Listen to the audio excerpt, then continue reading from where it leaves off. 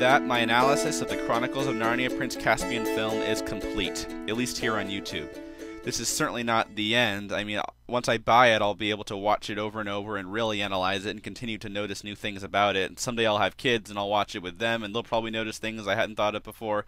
And, I'll even reread the book and continue to notice new things about the book and the film, So this is not the end. This is a journey that's going to go on for the rest of my life. These stories are really, really important to me, in case you hadn't picked up on that by now. But before I stop these videos, I thought I really should talk about the future a little bit. The next movie, Voyage of the Dawn Treader, it's based on my favorite book. And I think one of my favorite videos I did was number 45, Essential Prince Caspian, where I said, yeah, there are gonna be some annoying changes in the film, but let's back up here and say, well, what are the really important things? And that's what's kind of what happened in Prince Caspian.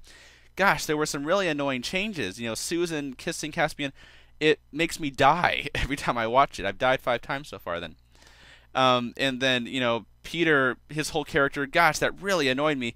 But the emotional core and the overall vision of Prince Caspian feels much closer to the book than Lion, the Witch, and the Wardrobe was. And that's the reason. It's not a great film because I do have some issues with it, but I can say it's a quite good film. I'm pretty happy with it as a fan. It just seems to touch on what I love about the book more than Wardrobe did.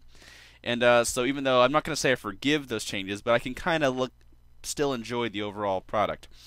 So Voyage of the Dawn Treader is my favorite book. I just wanted to talk about what are the things in Dawn Treader that no matter what they change, you got to change some things. The goal is to take an exciting book and make it just as exciting in a movie form.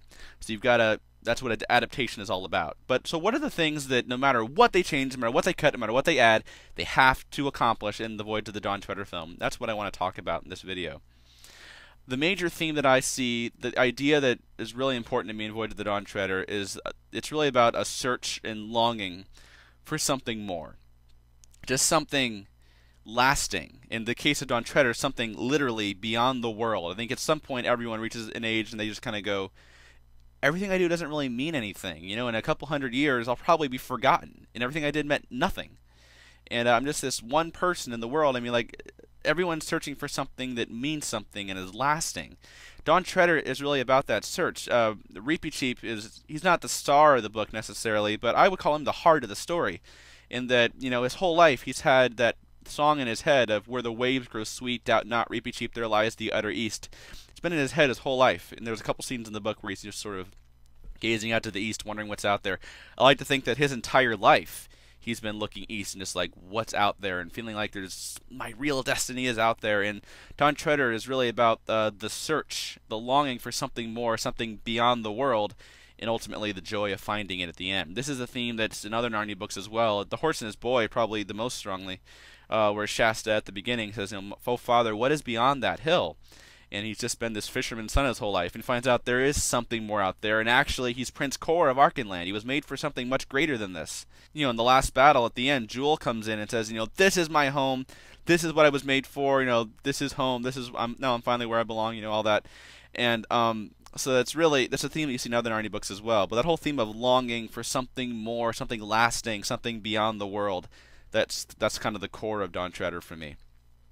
The character of Eustace, he's my favorite human character. I love characters where they start out bad and become good. That's why I like Edmund as well. But Eustace is my favorite human character. At the beginning, he doesn't really seem like he's going to be that important of a character at the beginning. I mean, of course, the book starts, there was a boy called Eustace Clarence Scrubb, and he almost deserved it. They can find a way to at least reference that beginning in the movie. That'd be awesome as well. That's the greatest opening to a book ever, as far as I'm concerned. But Eustace kind of fades out of the story after that, and he ends up being a really important character. He gets turned into a dragon after being this stuck-up, know-it-all brat. Has to come to terms with, maybe I'm not the awesome person I always thought I was. And after being such this prideful know-it-all, he gets turned into a dragon, and ultimately the important part is he has to lie down and say, I can't do this, you've got to do this. Where Aslan has to take off his dragon skin and turn him back into a boy. Eustace is forced to admit, I can't do this, you've got to do it for me. This will be a very challenging scene to do visually. Lewis gets away with it. The scene, it's in a book, of course, and has a very dreamlike quality. But really read through that scene and you go, how are they going to do that in a movie? How is that's going to look bizarre? It won't really make sense. How are they going to do that in a movie? And but it's such an important scene for the character. You can't just cut it out. But so I don't know what they're going to do, but whatever they do, the important thing is that they get Eustace has to humble himself and lie down and say, "I can't do this, Aslan. You've got to do it for me." And that's the important part there. Dramatically, what I really like about Dawn Treader, and I think the reason it's my favorite book, is that the fear and wonder of the unknown. I think my heaven would be able to fly around space and go to every planet, not need oxygen or anything, and just explore and say, "Oh my gosh, this is another world. You know, there's so much out there. I'd love to go beyond the known universe and figure out what the heck else is out there." You know, that's something that is always, and there's something kind of creepy about that at the same time. Like anything could be out there, and Dawn Treader really captures that for me. That, you know, a lot of people say, "Oh, Dawn Treader's kind of slow," and it is kind of slow. But no matter what happens, they've always got that tension of the unknown. What's coming next? Is there anything coming next? Have we just come to an endless ocean? They see an island on the horizon, and it could be good, it could be bad. I mean, this is a magical world. It could be good, it could be bad, it could be nothing. It could be absolutely anything. Or it could be nothing. They just have no idea. And so that tension, that fear, and yet awe of the unknown, that's the thing that I always remember about Dawn Treader, and I think is really important they have in the film. I would compare Voyage of the Dawn Treader to Finding Nemo. You know, a lot of people say, "Oh, Dawn Treader doesn't really have a strong plot. It's very episodic." You know, well, I think Nemo is too. You know, Nemo, it's a great film. You know, but all it is the whole time is Marlin's just looking for his son. This is father just looking for his son. That's all it is. Looking. Along the way, he meets all these people and has all these experiences, and by the end, he's changed, as Eustace is in this story. By the end, he's completely different, and Jill recognizes that in the silver chair. Like, why are you so different? But you know, Finding Nemo, you get so caught up in what's going on that you don't think about that. You just, you know, so they got to make Dawn Treader just visually interesting and just really play on that fear of discovering new things and the fear of the unknown and yet awe of the unknown and Repeat's fearlessness of the unknown in his case. I think that's what makes Dawn Treader such a great book.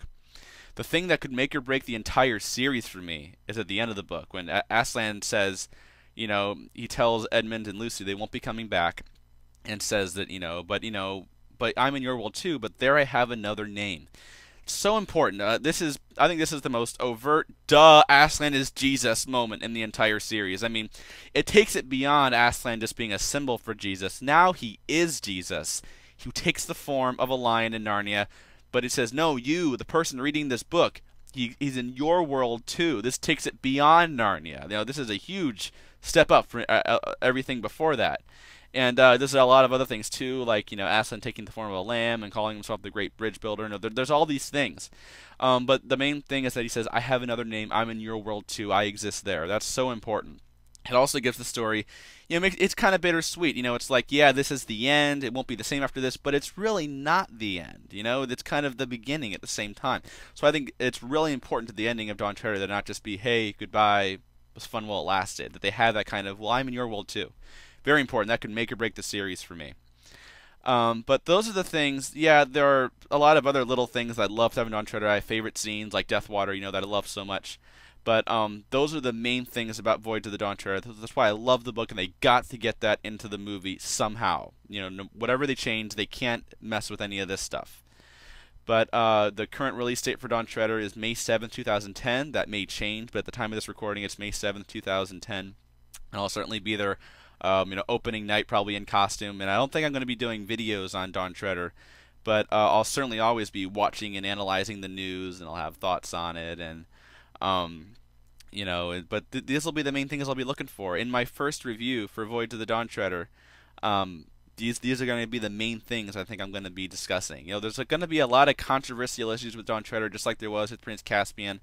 A lot of changes I don't like, but I think that if they can just capture these ideas, the thing that makes Dawn Treader, the reason I love Dawn Treader, I should be able not necessarily forgive the annoying changes, but still be able to enjoy the overall vision. That's what happened with Prince Caspian, and I like Michael Lapid. I think he's going to do a good job with it. So hopefully he'll do a good job with my baby, my favorite book. But the countdown begins. Well, the countdown's always been going on for years, but we're less than 2 years, and Voyage of the Dawn Treader will open. And in my first review, even though there will be a lot of other issues I'll discuss, these will be the main things I'll be discussing in my first review of the Chronicles of Narnia, Voyage of the Dawn Treader, which opens in less than 2 years.